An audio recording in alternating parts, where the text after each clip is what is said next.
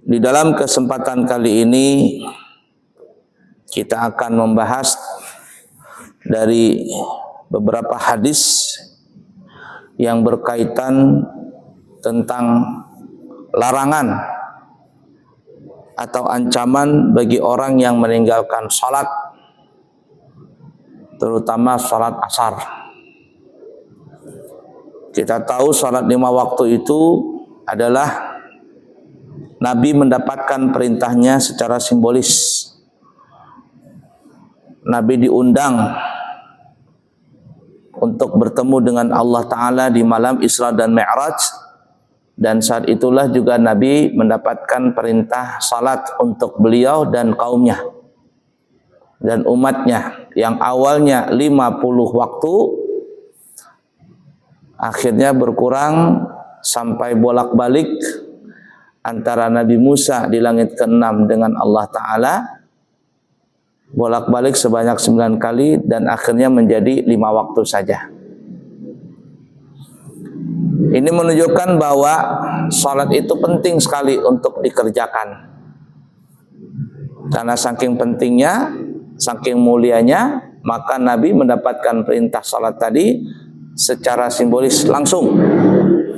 Tapi kalau perintah yang lainnya, perintah zakat, perintah puasa, perintah haji, perintah yang lain-lainnya, begitu juga larangan-larangan yang dilarang di dalam agama kita, seperti zina, seperti khamar dan lainnya, itu semuanya Nabi mendapatkan perintah atau diperintahkan untuk meninggalkan larangan yang dilarang, mendapatkannya dengan wahyu, perantaraan malaikat Jibril alaihi salatu wassalam. Tapi kalau salat tidak. Jibril pun tidak bisa melewati Sidratil Muntaha. Sidratil Muntaha ujung dari segala alam semesta. Setelah itu tidak ada lagi ruang dan waktu.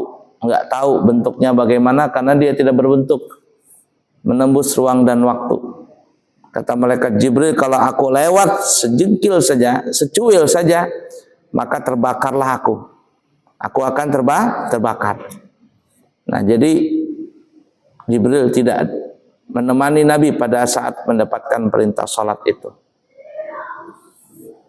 Nah, oleh karena itu salat ini penting untuk dilakukan. Memang kewajiban setiap kaum muslimin sebagai fardu ain. Dan salat ini menjadi penentu untuk diterima segala amal ibadah kebaikan kita nanti. Diterimanya atau tidak diterimanya ibadah kebaikan yang lain itu penentunya adalah salat. Sebagaimana disebutkan dalam riwayat, awwalu ma yuhasabu bihil abdu yaumal qiyamah as-salah. Pertama kali yang ditanya oleh Allah Ta'ala tentang perintah ibadah, diperintahkan tentang ibadah, ditanya tentang masalah ibadah adalah masalah salat.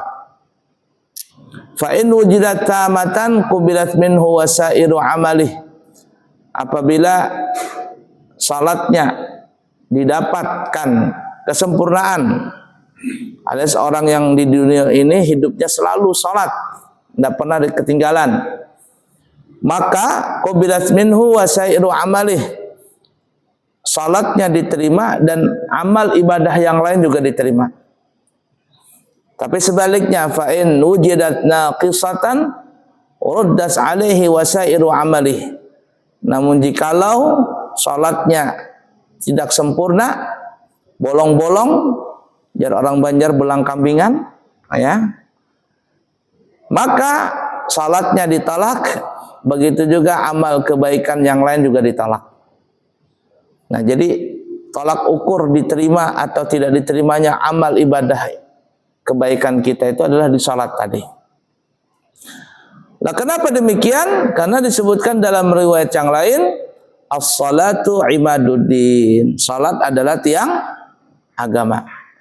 Fa in aqamaha faqad aqamad-din. Siapa yang menegakkannya, maka dia telah menegakkan agamanya. Wa man tarakaha faqad hadamad-din. Dan siapa yang meninggalkan salat tadi, maka dia sungguh meruntuhkan agamanya sendiri. Agama buat dirinya. Ya, alias dalam hatinya tidak ada lagi cinta dengan agama Islam. Na'udzubillahi min dzalik. Nah, salat ini 5 waktu. Orang Bahari mengatakan kalau orang itu mengaku Islam mesti salat 5 waktu, karena Islam itu ada singkatannya. I, Isya, S, subuh, L, lohor. Orang Bahari bilang lohor. Orang Banjar, orang Jawa juga kah? Lohor katanya. A, asar, M, maghrib. Nah, kalau ngaku Islam salat 5 waktu. Tapi kalau ada orang ngaku Islam tidak salat subuh, bukan Islam, ilam jadinya. Agama apa? Ilam katanya. Nah, kenapa nggak salat subuh? Bayangkan kalau nggak salat sama sekali, la ilaha illallah, parah benar. Namanya Islam KTP aja. Nah, ya seperti itu tuh. Kemudian di antara salat 5 waktu tadi, Allah tegaskan tuh dalam Al-Quran, hafidhu ala salawati was salatil wusta. Kata Allah, jagalah salat yang 5 waktu tadi. Was salatil wusta, dan terutama bahasa kitanya ya. Dan yang perlu dijaga lagi paling utama adalah salat al-wusta. Wusta itu bahasa kitanya pertengahan. Nah itu. Jagalah salat yang 5 waktu, kata Allah Ta'ala, terutama salat al-wusta. Salat yang di tengah. Apa yang disebut salat al-wusta itu? Ada yang mengatakan salat subuh. Ada yang mengatakan salat asar. Kenapa? Karena 2 salat ini adalah salat yang paling susah untuk dikerjakan. Kalau salat subuh itu paling susah orang munafik. Orang munafik itu paling susah di antara salat 5 waktu. Yang paling susah bagi orang munafik salat isya. Isya dan salat subuh itu paling susah itu. Kalau isya mau cepat tidur, kalau subuh ketiduran. Nah itu orang munafik paling berat isya dan subuh. Tapi yang paling berat lagi, salat itu dikerjakan waktunya ya, adalah salat asar. Karena salat asar itu adalah salat yang waktunya alang-alang tanggung. Alang-alang tanggung. Coba orang kerja itu nah, tukang atau apa, jam berapa selesai kerjanya?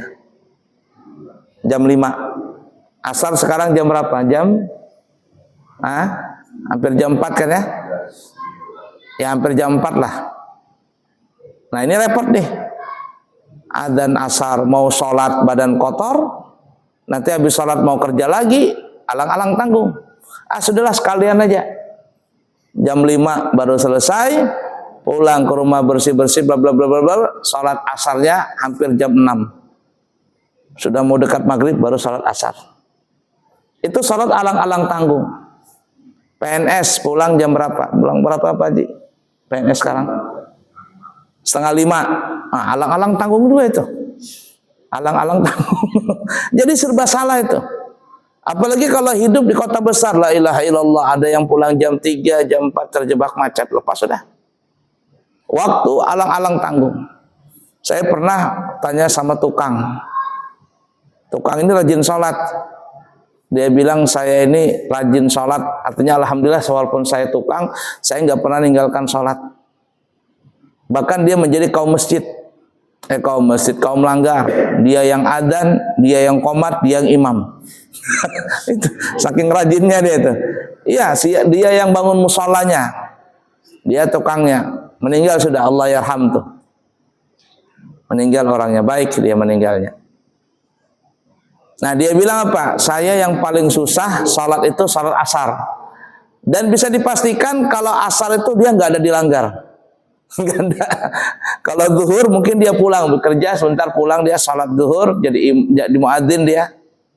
Tapi kalau sudah asar katanya pasti saya nggak ada dilanggar. Kenapa? Ya karena alang-alang tanggung tadi. Itu salat asar. Nah, oleh karena itu para ulama mengatakan apa yang dimaksud salat al-wusta tadi. Ada yang mengatakan salat subuh, ada yang mengatakan salat asar. Tetapi kebanyakan ulama mengatakan yang disebut as-salatul wusta itu adalah salat asar. Lah kenapa lah salat asar? Karena salat asar ini adalah salat yang di tengah-tengah antara salat yang dikerjakan awal pertama kali di hari itu dan salat yang dikerjakan di antara salat yang kedua, di antara salat yang dikerjakan di ujung sore, di ujung malam. Ya, di awal malam. Gimana maksudnya? Begini ya. Gimana ya? Islam subuh, zuhur. Nah ini nih, zuhur, asar, maghrib, isya. Ya. Gitu ya. Apa nih? Gimana ini ya? Ini nyambung nih. Ya, zuhur, asar, maghrib, isya. Nah, yang kosong itu subuh. Yang kosong itu kan nyambung terus ya. Maghrib nyambung ke isya. Itu kan ya. Isya nyambung ke subuh. Tapi antara subuh dengan zuhur di situ waktu kosong. Paham nggak maksud saya? Nih ya, contoh nih ya. Kita nyambung ya. Zuhur masuk sampai akhirnya berakhir zuhur adalah dengan dimulainya waktu salat asar. Nyambung kan ya? Zuhur, habis selesai zuhur langsung ke asar. Selesai asar langsung nyambung ke maghrib. Selesai maghrib langsung nyambung ke isya. Selesai isya nyambung lagi ke subuh. Setelah salat subuh, apakah nyambung salatnya? Enggak. Berakhirnya waktu subuh itu dengan terbit matahari. Artinya dari terbit matahari sampai waktu zuhur di sini nggak ada salat. Di sini tidak ada waktu salat di situ, tidak ada kegiatan salat fardu, nggak ada. Makanya dianjurkan untuk salat duha supaya jangan kosong di waktu ini. Dan paling afdal salat duha adalah kurang lebih antara jam 10-an, jam 9, jam 10. Orang bilang zaman sekarang namanya kopi break. Kopi break. Waktu istirahat. Nah, di situ tuh. Tapi tidak wajib, sunnah saja. Nah, kata ulama, kalau 24 jam, salat yang pertama kali kita kerjakan di hari itu adalah salat zuhur. Salat zuhur. Karena antara subuh dengan zuhur ini waktu kosong. Ya, subuh dikerjakan sebelum timbul matahari. Berarti dia adalah salat yang di akhir malam bahasa kitanya. Salat yang di akhir malam sebelum matahari terbit. Salat yang di awal malam setelah matahari terbenam adalah salat maghrib. Paham gak maksudnya ya? Nah, jadi yang pertama kali dikerjakan salat di hari itu adalah salat zuhur, bukan salat subuh. Salat zuhur. Di tengah hari nih. Salat pertama kali dikerjakan di awal hari itu, dan salat yang pertama kali dikerjakan di awal malam adalah salat maghrib. Antara zuhur dengan maghrib ini ada namanya salat yang di tengah-tengah. Apa namanya? Salat asar tadi. Makanya inilah kata ulama pendapat yang paling kuat, banyak mengatakan adalah salat wusta itu adalah salat asar, bukan salat subuh. Bukan salat subuh. Nah, tapi subuh memang berat juga. Cuman kebanyakan berat ini adalah bagi orang munafik. Orang munafik. Jadi kalau mau tahu apakah orang itu munafik atau tidak, paling berat di antara salat yang dia kerjakan adalah salat subuh. Itu pasti sudah fix sudah itu. Salat subuh. Sehingga ada yang mengatakan kalau ada orang yang pargum, tahu pargum? Perkumpulan buring melandau. Pargum, perkumpulan Guring Melandau, Bubuhan Pargum nih jar ya. Itu kalau santri itu ya, ada yang nggak sholat subuh, jadi gurunya mana Bubuhan Pargum ini, Pargum Persatuan Guring Melandau, nggak sholat subuh, jadi santri nggak sholat subuh. Sebentar.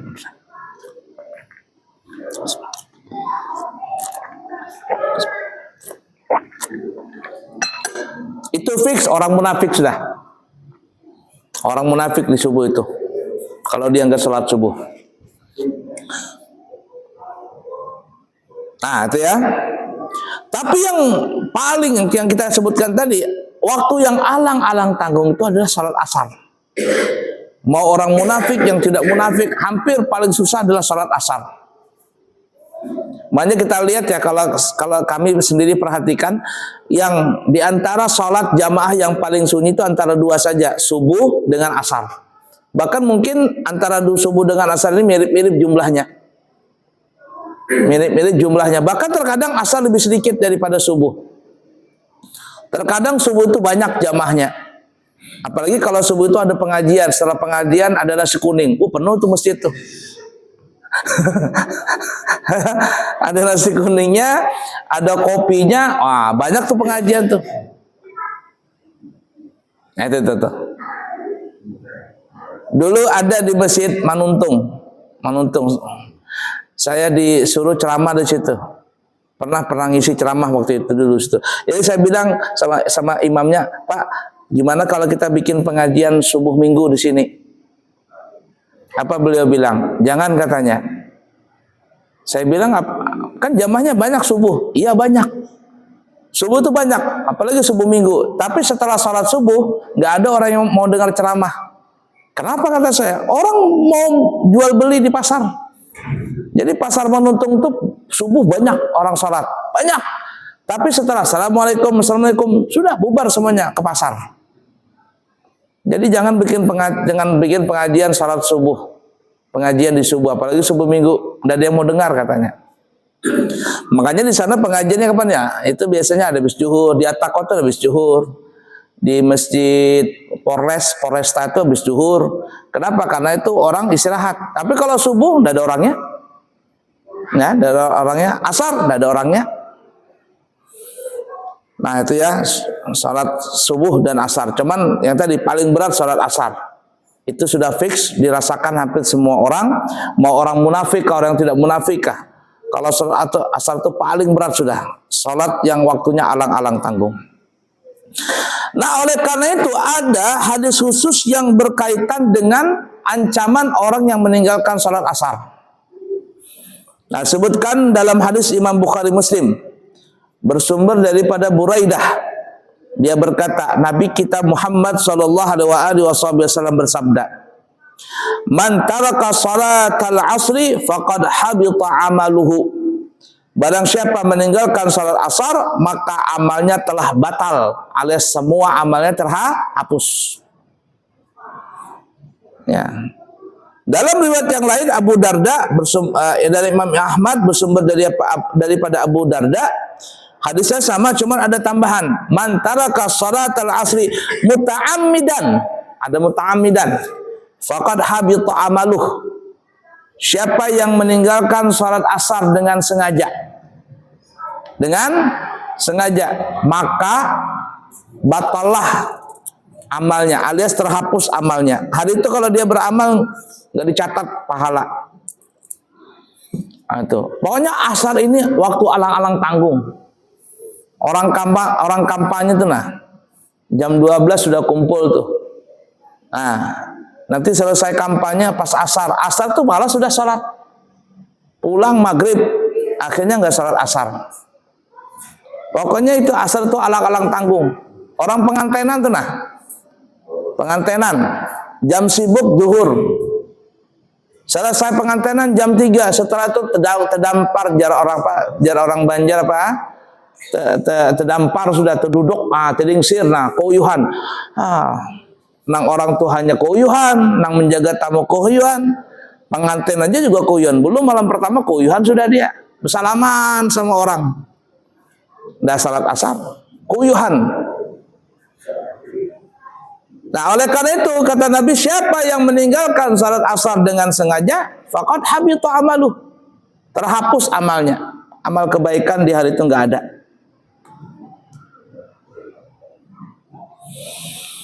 Dalam riwayat yang lain, Bukhari, Imam Muslim, Abu Daud, Tirmidzi, Imam Nasai, Imam Ibnu Majah, Imam Ibnu Khuzaimah, begitu juga Imam Malik bin Anas Al-Asbahi meriwayatkan semua itu bersumber daripada Abdullah ibnu Umar. Abdullah ibnu Umar. Nabi kita Muhammad sallallahu alaihi wasallam bersabda, "Alladzi tafutuhu salatul asri faka'annama wutira ahlahu wa malahu." Orang yang waktu salat asar telah luput darinya, ya, alias enggak salat asar, maka seakan-akan keluarga dan hartanya telah diambil, dirampas. Seakan-akan dia punya harta, punya istri, punya anak, diambil semuanya, alias rugi sama sekali. Kalau ibarat kata itu ya disita lah, hartanya disita, istrinya disita, ditahan semuanya. Nah itu. Ya, jadi yang kelepasan salat asar maka habis amalnya. Ya tadi itu, batala amaluh, habita amaluh, terhapus amalnya. Kalau dalam hadis ini Nabi mengkiaskan, fakanna ma wutira ahluhu wa malahu. Seakan-akan dia punya keluarga, punya istri, punya harta, diambil semuanya. Rugi, terhapus.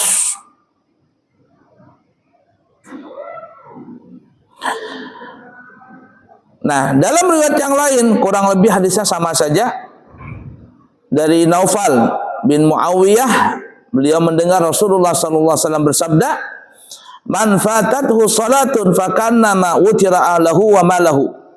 Barang siapa yang waktu salat telah luput darinya, maka seolah-olah keluarga dan hartanya diambil. Nah, dalam hadis ini maksud saya di sini tidak disebutkan salat asar. Jadi salat apapun.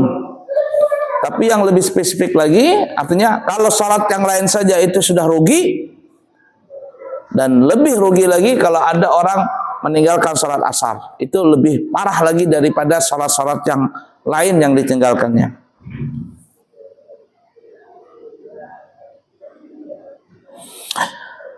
Nah, Naufal berkata, "Salatun man fatatu fa ka'annama wutira ahlahu wa malahu." Qala Ibnu Umar, qala Rasulullah sallallahu alaihi wasallam, "Yal asru."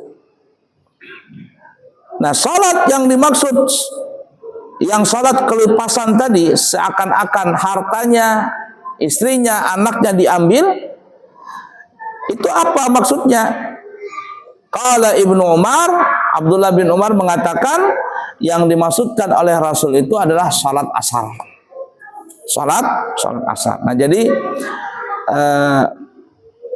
yang jelas adalah kalau salat yang lain saja ketinggalan, tidak salat itu rugi, maka lebih rugi lagi adalah kalau orang ketinggalan salat asar.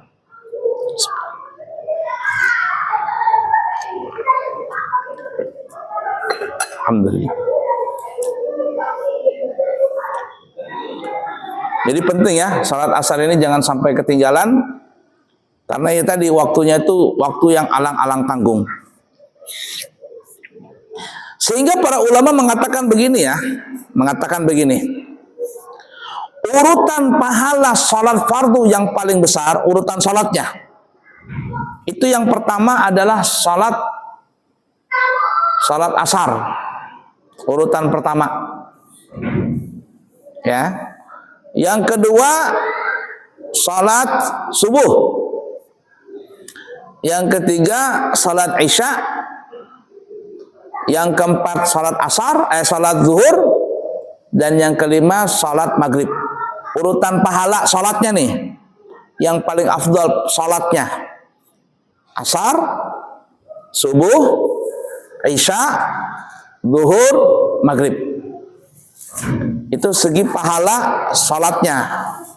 Tapi dari segi pahala jamaah, kalau berjamaah nih ya, jamaah yang paling afdal di antara salat 5 waktu, Itu para ulama mengatakan pertama salat subuh, ini paling besar pahalanya.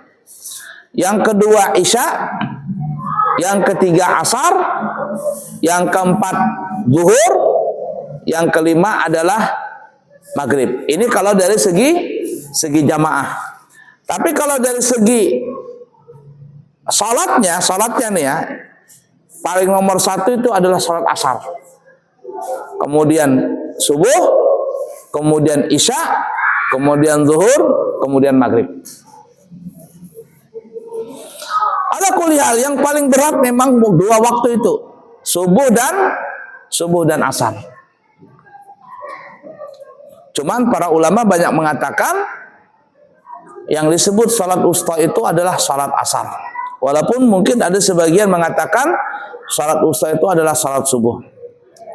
Namun pendapat yang mengatakan salat asar, salat wusta itu yang paling kuat ketimbang yang mengatakan salat wusta itu adalah salat subuh.